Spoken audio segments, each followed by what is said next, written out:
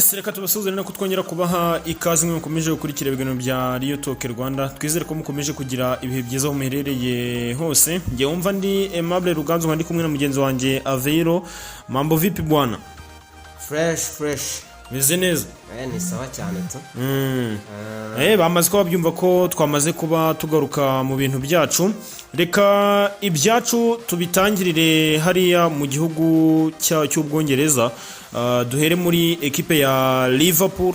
Ekipe ya Liverpool harimo amakuru avuga ko ubwo araturuka no kuba ekipe ya Liverpool itari kwitwara neza, avuga ko uwitwa Mo Salah ari umwe mu bakinnyi batishimiye, ndetse bikaba byatangiye no gutuma dressing room ijya hasi muri rusange, bigahita binajyana nuko ekipe ya Liverpool itari kwitwara neza. Hakaba hari amakuru avuga ko ashobora gusohoka muri iyi ekipe mu kwezi kwa mbere Major League Soccer cyangwa se Saudi Pro League, akaba ariho hantu atekereza ku kuba yakwerekeza. Liverpool Arne Slot batangiye gushyira uwitwa Mohamed Salah hanze, akajya hanze umusaruro ukaba ushobora kuboneka, akajya hanze umusaruro ukabura. Nicyo gihe cyo kuba yasohoka muri January transfer window. Oya, biragoye kuri Mohamed Salah. Urebye abapundetsi benshi hariya ku mugabane w'Uburayi, nibyo bamwe bashobora kubigarukaho, ariko akenshi uzajya ureba abenshi bakukinga cyangwa se how can I call it, babandi usanga bavunira mu mavi ubu usanga benshi basanzwe ari abafana b'ayo makipe, akabona uburyo cy'ikipe iri kwitwara nabi, agahita ashaka wa muntu wari umaze igihe abatwara, akaba ari we yegekaho ibintu byose, akabona ko atagakwiye kuba ari muri iyo ekipe. Nko kuri Mohamed Salah kuvuga ngo muri uku kwezi kwa mbere yasohoka mu ikipe ya Liverpool, nge simbibona, yewe ga no muri sama simbona Mohamed Salah asohoka mu ikipe ya Liverpool. Ndabishingira kuki? Ni Mohamed Salah tuvuga ngo uyu munsi nibyo form zishobora kuba ziri hasi, atari kwitwara neza, ariko bikajyana n'ubundi n'umusaruro wa ekipe yose muri rusange. Ko niba tuvuga Mohamed Salah yashoboraga kuba yabona ibyo bitego, ariko se defense yo uyu munsi bimeze bite? Niba iyabaga twavuga ngo Liverpool basi iri kunganya game nyinshi, ntabwo ikibazo bafite ari uko ibitego bitari kuboneka gusa, ahubwo n'ikindi kibazo bafite ni uko bari kwinjizwa byinshi. Rero umusaruro muke wa Liverpool washakirwa mu ngero nyinshi zitandukanye kurusha ko twawegeka kuri Mohamed Salah wenyine, tukavuga ngo niba byanze nicyo gihe kugira ngo ahite asohoka mu ikipe ya Liverpool. Ngiye ku bwanjye aka kanya simbona ko aricyo gihe kuri Mohamed Salah cyo ko yasohoka mu ikipe ya Liverpool. Bibaho ko umukinnyi yagera mu bihe bibi, ba Cristiano Ronaldo byababayeho bakaspendinga imikino 10 atari yatsinda igitego, ariko nyuma akaza akaba mu top scorer. Turabiziza rya Kylian Mbappe muri Real Madrid, intangiriro ze ntabwo zari nziza. Intangiriro za Vinicius Junior umwaka ushize ndetse n'uyu nguyu uko byagiye bigenda, umukinnyi ashobora kuba ari umuhanga, ariko nanone intangiriro ze muri sezo cyangwa se umwaka muri rusange ukaba wamubera mubi, bitavuze ariko ko ibintu byose biba bibaye bibi. Rero nibyo Salah ni imyaka ibiri kumujyana, ariko nanone kuri Salah twabonye umwaka ushize atwara buri gihembo cy'umukinnyi mwiza muri shampiyona y'igihugu y'Ubwongereza. Ntabwo twavuga ngo sezo imwe agize mbi egare guhita ava mu ikipe ya Liverpool. Mohamed Salah utameze neza uri muri ekipe ya Liverpool itameze neza, agiye kuza gukina igikombe cya Afurika. Igihombo kuri ekipe ya Misiri, cyangwa dushobora kubona Mohamed Salah utandukanye no turi kubona mu mikino ya English Premier League? Ibyo byagiye bibaho kenshi. Hari abakinnyi apare ya Mohamed Salah usanzwe ari n'umukinnyi w'umuhanga, dusanzwe tuzi ubushobozi bwe. Hari n'abakinnyi twabonaga, urugero Manchester United mbi yabaga ifite ba Scott McTominay, akajya mu ikipe y'igihugu ya Ecosse, akaba ari umukinnyi uri gutsinda, akaza mu top scorer. Ndabyibuka yigeze kurenza hejuru y'ibitego 7 gutyo, ahanganye na ba Cristiano Ronaldo mu batsinze ibitego byinshi mu gushaka itike y'igikombe cyo ku mugabane w'Uburayi. Ariko yazi Manchester n'umwanya wo kubanza mu kibuga ukabura, ugasanga ahubwo na game abonye arimo arakora amakosa menshi cyangwa se ari kuri bench. Rero bibaho ko umukinnyi muri club yaba atari kwitwara neza, yagera mu ikipe y'igihugu akitwara neza, bikanajyana nuko umwuka uri mu ikipe y'igihugu ni umwuka utandukanye n'uri muri club. Uyu munsi Mohamed Salah ashobora ko ari muri Liverpool nka club, batari kumuha uwo mwanya n'icyizere n'ibyishimo byatangiye kwanga, yajya mu ikipe y'igihugu nka Misiri akajya yari umwami, bamufata nk'umwami, akaba nawe abizi neza ko ninjye ugomba kuyobora, niyo respect abantu bose bakayimuha, bikaba byatuma yitwara neza kurenza uko muri club bitaba bimeze neza. Nyiri muri ekipe ya Liverpool yitwa Virgil van Dijk ati uwitwa Florian Wirtz mu mboni zanjye mbona ari world class player, ati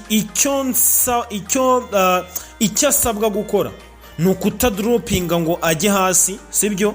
Cyangwa se nyine ngo ase naho atigiswa cyane birimo biraba, ati biramusaba gusa naho akomeza kuguma ari akazuyazi, ati nizeye neza ko uyu ari world class player. Ijambo rya Virgil van Dijk si ugukansoringa uwitwa Florian Wirtz, cyangwa koko kuba yavuga ati yahita avuga ko ari world class player, ntiyaba harimo kwihuta?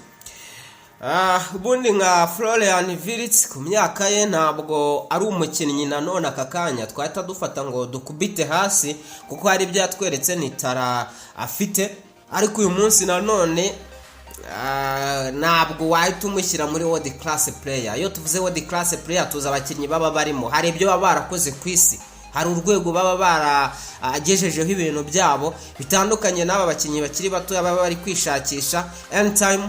Nk'ubu Wirtz agiye agahita agenda gutya, izi form afite zidahagije, ibyo yakoze muri Leverkusen n'ibyatwaye igikombe, ariko nanone se Wirtz twazamwibukira kuki mu mateka y'umupira w'isi?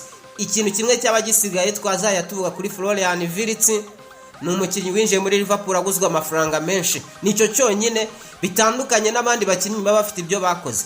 Okay, kuri Van Dijk ni umutimeti we, ni umukoligi, barabana ubuzima bwa buri munsi, agomba gukomeza kumwereka ko atari wenyine, akamupushinga. Ni na kapiteni wa ekipe, ni umwe mu bagomba kumotiva abakinnyi bakinana. Ikindi arabibona ko kuri Wirtz ugiye kureba kuri work ye mu kibuga ntabwo birakunda, ikibura ni finishing, ni ukwasistinga, ibyo bitego bikaba byaboneka. Rero nka Van Dijk nk'umuntu babana ababona ibyo byose akora, akavuga ngo biramutse bikunze ko atsinda igitego agakorana assist by'umwihariko nko muri shampiyona y'igihugu y'Ubwongereza, ashobora kuba yahita agaruka. Niyo mpamvu mbona ashobora kuba ari kumumotiva, ariko nanone Wirtz bikomeje gutya ibyo bya world class player no. Bamwita Maigehi, ekipe ya Liverpool yamushakaga mu kwezi kwa gatandatu muri sama, imshaka kumutangaho miliyoni 35 z'amapaundi, biza kurangira bipfuye kuri deadline day. Izo miliyoni 35 z'amapaundi bashaka kumutangaho byaje kurangira bitagenze neza, bitewe nuko ekipe ya Crystal Palace itari bonye umusimburo mu buryo buri direct. Avuga bati nubwo ari mu mwaka wa nyuma twakwiperimeta tukamurika kagendera ubuntu, ariko akaba yadufasha muri iyi sezo, we never know, ashobora no kuzatwongerera amasezerano. Magingo aya ngaya Count Offside ikaba itubwira ko Liverpool, Man City, ekipe ya Real Madrid, ekipe ya FC Barcelona, ngira ngo harimo na ekipe ya Bayern Munich. Ayo ma ekipe yombi akaba avuga ko ashobora ku approachinga uyu musore muri uku kwezi kwa mbere. Noneho miliyoni 35 bifuzaga kuba bamutangaho mu kwezi kwa gatandatu, bagakuraho miliyoni 5 zonyine, hanyuma bagatanga miliyoni 30 akajoininga imwe muri ayo ma ekipe. Kubera iki tubona uyu Maigehi asa naho arimo aravugwa cyane kuva muri January transfer window, kuva byapfa kugira amagingo yanga yari mu makinyi bakivugwa ku buryo ashobora kuba nakiniye hafi igice cya sezo, ariko bakaba bakivuga bati miliyoni 30 z'amapaundi ku meza 6 twazishyura ekipe ya Palace, tukabashikona uyu mukinyi muri ayo ma ekipe yose. Ese ubundi ugiye kugura Maigehi aka kanya wamutangaho amafaranga angahe? Nibyo buriya nge simbona iki kintu cyo kuvuga ngo nibyo kontara we n'ubukinnyi afite muri ekipe irakonta, yego, ariko nanone wowe nka ekipe ushaka umukinnyi, agaciro n'ibyo umubona amazaza kugufasha, mbona ari cyo gikonta kurusha. N'uyu munsi kubyo ari gukora Maigehi, umukinnyi w'ikipe y'igihugu y'Ubwongereza, ese ubundi Palace iyo itabyoroshye ikavuga ngo miliyoni 50 turazishaka, ubundi amakipe yo yajya agahatana kumutwara. Muri uku kwezi kwa mbere agiye kuba free agent, mu kwa gatandatu kuba free agent. Nubwo erega dushaka kuvuga ngo agiye kuba free agent, ariko nanone biba bishoboka ko iyo kipe yamwongerera amasezerano. ni umukinnyi wabo muri football. Birahinduka nk'uko twatangiye isozo tuvuga ngo ikipe ya Liverpool izatwara igikombe. Uyu munsi abantu bakaba batangiye gutekereza ariko se ahubwo mu myanya ine ya mbere yabonekamo. Niko uwo mukinnyi ubona ibiganiro byaranze, ubona bisa nkaho yabaye free agent, ikipe ishobora kumwegera mu masegonda make igahita imwongerera amasezerano za miliyoni 30 wavugaga ngo ni nyinshi ku mukinnyi ugiye kuba free agent. Ikipe noneho igahita ivuga ngo nuzu udafite 80 ntabwo uri bumutware, kandi kuko umukeneye, kandi koko ubona ari inkingi ya mwamba, uramutse umuzanye hari icyo yagufasha ukaboburije kuzazitanga. Mbona rero ku bwanjye kuvuga ngo agiye kuba free agent ngo miliyoni 30 amakipe akaba agishaka kuzitanga, mbona agaciro imyaka gifite, umukinnyi utavunika, captain muri Palace mu ikipe y'Igihugu Bwongereza uri gukina, ibyo nge simbibonamo nk'ikibazo. Nareba ahubwo ayo makipe koko aramukeneye. Niba mukeneye ukaba ubibona ko ari yego, ikibazo si cyaba amafaranga, ikibazo ahubwo cyaba ayo makipe atabyihutisha akazitera competition mu gihe noneho yaba yabaye free agent byanyabyo. Ari we ufite umwanya kuvuga ngo ndihitiramo aho kwerekeza. Reka tuve mu Bwongereza ho gato mbere ko tuza kuri ku bihembo cyangwa se abakinnyi bagomba kuvamo umukinnyi n'umutoza w'ukwezi kwa 11, ahubwo tubanze duce muri ekipe ya Real Madrid. Trent Alexander-Arnold ameza abiri hanze y'ikibuga. Trent Alexander-Arnold muri ekipe ya Real Madrid, urugendo rwe navuga ko rukomeje kuba rubi cyane, kandi nimugoroba ku mupira yatanze yari yatweretse ko nyine uretse imvune zo nyine ishobora kumukoshona, ariko ku kijyanye na tara yaba ameze neza. Ni igihombo cyo kuri ekipe ya Real Madrid twaraye tubonye mu mukino yatsinze mu ekipe ya Atletico Club Bilbao ikonvenka. Ese Trent Alexander-Arnold imvune ziramutse zivuyeho burundu yagaruka kuri rwa rwego cyangwa zishobora kumushegesha?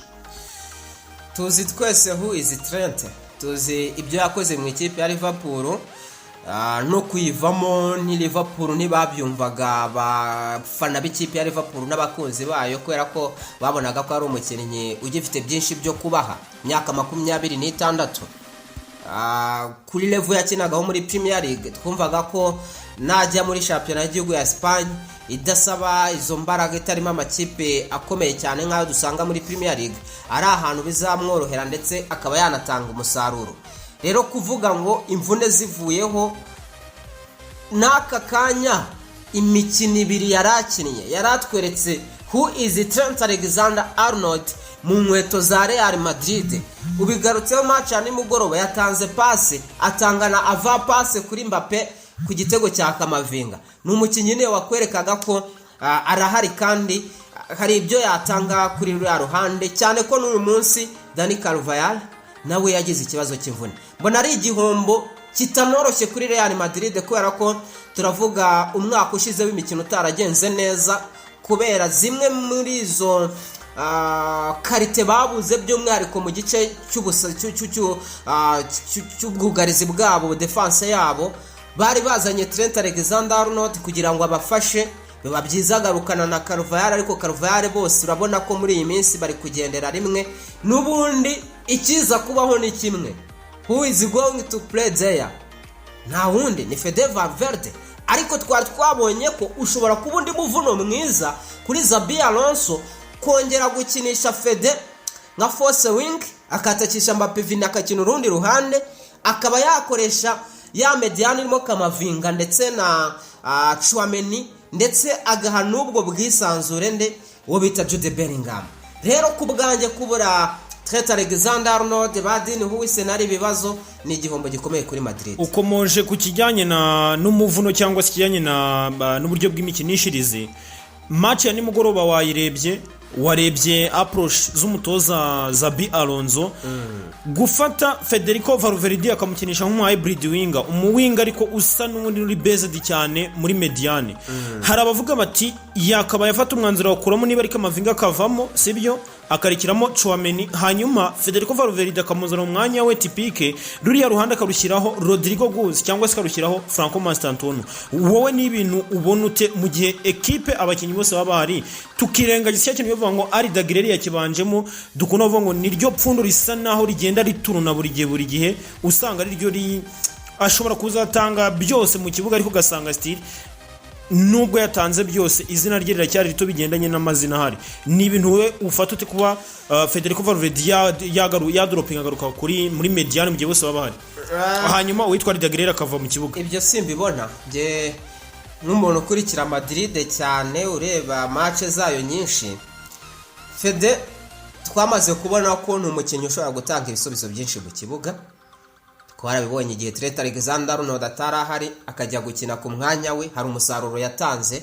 Ariko se Fede tumurebe kuva ku bwa Carlo Ancelotti, tumurebe kuva na kera Fede muri Madrid ikirimo Toni Kroos, ikirimo na Luka Modric, ariko nawe akabona mu mwanya. Ubundi Fede yakinaga gute? Yari uwo mu mediateur bya nyabyo cyangwa n'ubundi yakiraga nka force wing? Ese yatangaga umusaruro? Nujya kureba urasanga ari yego. Ntabwo yari akenshi iyo basabaga ko ari umukinnyi ushobora kuba yakina nka force akajya ku mpande, yabaga ari Fede. Twibukiranye ko hari igihe cyageze Madrid itwarwa n'ubusatirizi bw'abakinnyi babiri, Vinicius Junior ndetse na Rodrigo Goes. Uwabaga abakompaninga cyangwa se abari iruhande yabaga ari Fede muri ubwo buryo bw'imande.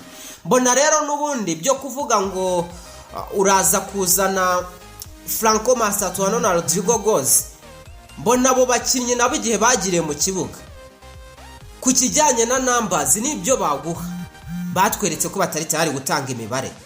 Ariko Fede naza kuba ari mu kibuga kuri ya mediane ya Madrid, tubona ko aka kanya nayo isa nkaho itihagije. One, araza gukontribuwa aho ngaho.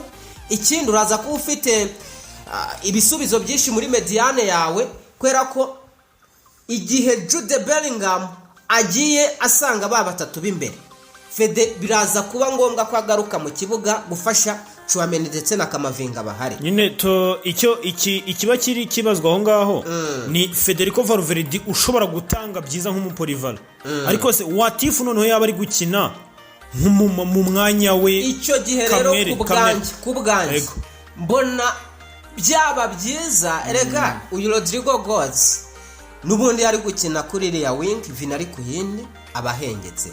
Twibukiranye ko ubundi Madrid ifite nk'undi mwataka, n'ubundi byasaba ko yaba Mbappe na Vini akenshi bagonganira kuri ruriya ruhande. Mbona Madrid n'ubundi ikeneye undi mu winga kuri ruriya ruhande, kurusha uko twavuga ngo ese Fede najyayo ngo ese Mastantuono. Aba Mastantuono n'abakinnyi bashobora kuba bagira ibyo batanga, ariko igihe nawe yakiniye yatweretse koko ku kijyanye n'imibare aracyari hasi. Kandi buriya rero iyo utari gukora imibare, n'ubundi akaba hari undi mukinnyi waza agatanga contribution nk'ibyo watanga, noneho akaba yajya no gufasha mu kijyanye no kudefanda ndetse no hagati mu kibuga. Donc muri build up y'umukino yose mbona ariwe na prefera kurusha wowe. Nyine ikibazwa aho ngaho n'ubundi ntabwo uri gushima ahantu ndi kubabara kuri Federico Valverde na Kamavinga uri mu kibuga. Gabona abakinnyi babiri already basa no bahise bakava, abo Federico Mastantuono reka tumwihorere na Rodrigo Goes tumwihorere. Biraza kugenda bite kuri Arda Güler? Arakomeza kuguma hanze? Kamavinga arasohoka ajye hanze? It's all about result ikipe ibona.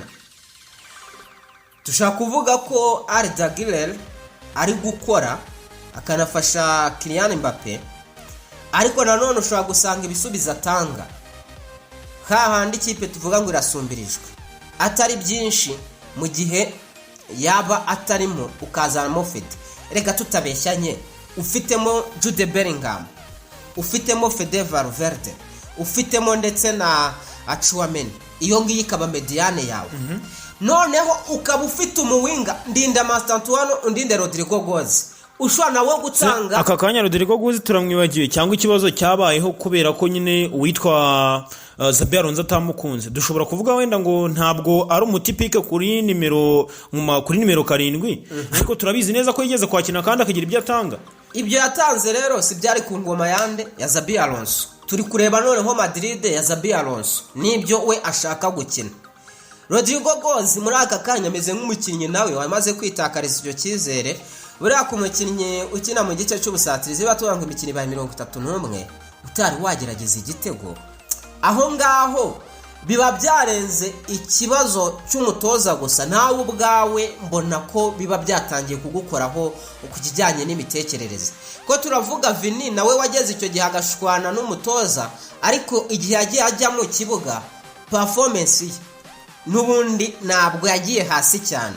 Rero mbona ko kuri Madrid ufite Fede, ufite Jude Bellingham, ufite Tchouameni, byaba byiza cyane urabonye undi mu winga. Nuko bari gutekereza niko Pazi kuba yaza mu ikipe. Mbona ko baramutse bamugaruye n'ubundi aba Rodrigo Goes nka Madrid yabajyamo amafaranga bakaba bakwigendera. Ikibazo nawe ari based cyane muri mediane. Nyine ashobora guta no mupolivara ariko no akakereya nk'ibi byabaye Berekeze. Nyine hari umukinnyi ushaka kuba yaza nawe aramutse aje ikijyanye na nambazi kigakunda. Wowe rero uri umukinnyi ukina mu gice cy'ubusatirizi akenshi bijyana na nambazi, iyo zitari kuboneka byanga byakunda bifatwa nka none se uri mu gice cy'ubusatirizi, ntabwo tuvuga ngo role yawe ya mbere nukuza kudefanda. None nibyo usabwa gukora byo gushaka igitego, byabuze nta gitego nta assist. None se tutabeshyanye uri mu kibuga ukora iki? Niba namba zanze uri mu kibuga ukora iki? Uri umukinnyi wo mu gice cy'ubusatirizi. Ubwo rero ibyo reka tubiveho, ahubwo tuze mu gihugu cy'Ubwongereza. Mbere gato yuko twinjira mu bihembo, kuko nawe arimo Maresca ni umutoza usobanura ute. Mbere yuko twinjira mu bihembo by'abakinnyi ndetse n'abatoza b'ukwezi, Maresca wanganyije na ekipe ya Arsenal, afite abakinnyi batuzuye. Maresca watsinze ekipe ya Barcelona, Maresca watsinze ekipe ya Liverpool, ariko akaba ari Maresca udashobora gutsinda ekipe ya Leeds United. Abenshi nyuma ya match ya Arsenal bari batangiye gutekereza ko ashobora kuba yaza gatanga iyo challenge, ariko magingo ya ngaya Arsenal baravuga ko irasa naho yirukanka yonyine. Ikisabwa gukora ni ugukomeza kubikipinga. Maresca umusobanura ute? Niba ari uko yabanye na Pep ahari nako gashobora kuba kamwafekta, ariko nanone binajyana na projet ekipe byo bagutumye igitutu bagushyiraho byose. Mbona ko bijyana n'iby'umutoza yikora, ko nka Maresca ni umutoza mbona ushobora kuba yifitemo ubwo buhanga mu mitoreze. Kuva ngewe aho maze kumubona ashobora kuba nawe hari ikintu yifitemo gishobora kuba cyazamutwara. Ariko nka none nkibaza Chelsea yamutumye iki? Ko ntabwo umbwira ngo ikipe yaragutumye igikombe ubizi neza ko ari ikintu yagutumye, bakubwira ngo iki kintu nutakibona akazi kawe karajya mu manga, uraza kugatakaza. Wakwipera imita gukora nk'ibyo yakoze ku mugoroba, ukadropinga abakinnyi bawe mu buryo bumeze kuriya, abakinnyi 7, ugashwanyaguza ibintu byose nyine mu buryo bumeze kuriya. Bona ko yabishwanyaguje hahandi atagize icyo yitayeho, ku buryo byari no kuba ngombwa na Robert Sanchez tukamubona mukuyemo nkurikije uko nabibonye. Nyine ni hahandi yapanze ekipe nk'umuntu utazi irushanwa agiye gukina, ikipe ari gutoza icyo ishaka. Bona ko ahanini bijyana n'icyo Chelsea yamutumye, simubona nk'umutoza w'umuswa. Post match interview yavuze ngo nabikoze mu rwego rwo kurutsa abakinnyi banyogira ngo batavunika. Izo ni zanzireguro zo kuvuga ngo bateye imipira miremire tutari tubyiteze twigeze kubona kuri Arne Slot. Ariko muri rusange turebye mu by'ukuri ahari menya Chelsea aravuga ati koresha abakinnyi bose kuko tubashakamo amafaranga bagende bagira performance, nuzaza kubashaka azajya abona ko bagiye mu kibuga. Ubwo reka duhite tunakomerezaho, ari mu batoza bahataniye igihembo cy'umukinnyi mwiza mu gihugu cy'umutoza mwiza mu gihugu cy'Ubwongereza muri English Premier League. Ni umugabo wakinnye imikino 4 atsinda 3 anganya 1, nta mikino yigeze nta mukino yigeze atakaza, sibyo? Urumva afite amanota 10 mu mikino 4 yakinnye. hanyuma uwitwa Marco Silva ekipe ya Fulham yakinnye imikino 4 atsinda 3 atakaza 1 ubwo afite amanota 9. Haraza kandi undi mutoza witwa Fabian Hazard wa Brighton and Hove Albion, imikino 4 win 3 dore imwe nta match yatakaje, amanota 10. Haraza Pep Guardiola win 3 yatakaje rimwe ntiyanganya, amanota 9. Haraza kandi uwitwa Unai Emery wa Aston Villa, match enye win 3 lose 1 gutakaza inshuro 1. Mikel Arteta ekipe ya Arsenal, imikino 4 win 2 dore 2, iki gihembo kiraza guhabwa nde? Mumboni zawe ubona ari ndukwiye kuba yatwara iki gihembo? Ntabwo njya kure. Niba muri bane witwa Arteta, 2 urayitsinze, 2 urarenganyije. Hari abatsinze 3 already nge nagukuyemo. Nitaye ngo iyo mikino yari bande. Uri ahanganye na Pep. Yakubiswe na Aston Villa niba nibuka neza. Aho wavuyemo ufite 9, abafite amanota 10. Nitaye ngo wahuraga na bande. Iki gihembo reka tukirebere mu bafite amanota 10 ariko batigeze banatakaza match n'imwe. Ku bwanjye hasigayemo Enzo Maresca na n'umutoza wa Fabian. Yes, Fabian Hazard. Hagati yabo babiri nibo nashakira mu umwe, ariko nanone akenshi tujya tubibona muri Premier League ari ukuntu iyo uri umutoza mutoya wo mu ikipe no itahabwaga amahirwe ubu uri favori nanone kuri ya kipe yasaga nkaho n'ubundi ibyo bintu yari kubikora isanzwe ihari. Bona rero ku bwanjye Fabian Hazard namuhanga 51 kugitwara, Enzo Maresca nkamuhanga 49. Okay, oni Enzo Maresca rero abenshi bati ashobora kuba ibintu bimeze mu bakinnyi none bataniye iki gihembo, barimo umusore wa ekipe ya Newcastle United yamwita Harvey Barnes. Haraza kandi witwa Kielani Koulibaly w'ikipe ya Everton. Jeremy Doku wa Manchester City. Hakaza kandi Bruno Fernandes wa ekipe ya Manchester United.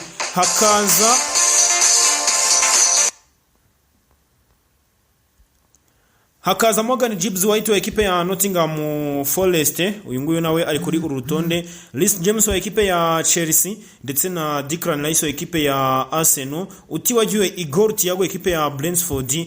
Aba nibo bakinnyi bari kuri uru rutonde.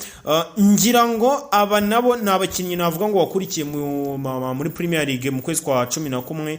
Ninde ushobora kuba yahabwa amahirwe kuruta abandi mu bigendanye no kuvuga ngo imibare iravuga iki, mu bigendanye no ngo ama ekipe yabo yitwaye ate? Bimwe twavuga kuri uwo mutoza turaza twabirebaga overall nk'umuntu headinze institution, ariko magingo y'ano turi kureba elema muri institution. Turi kureba umukinnyi wagize ibyo akora muri ekipe ariko noneho we ku giti cye, individual performance.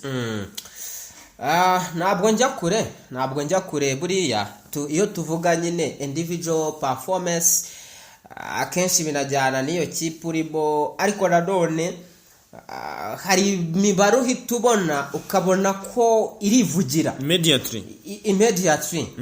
Muri aba bakinnyi urabyibuka turi kubirebaho, narebye abakinnyi bose harimo ufite ibitego 3, harimo ufite 2, hari uwo bakubwira ngo yatsinze kimwe wenda kina hagati mu kibuga agira n'amadiweri atsinda runaka, ariko niba dufite mu mukinnyi watsinze ibitego 5, umukinnyi w'ibitego 5, ibyo birahagije.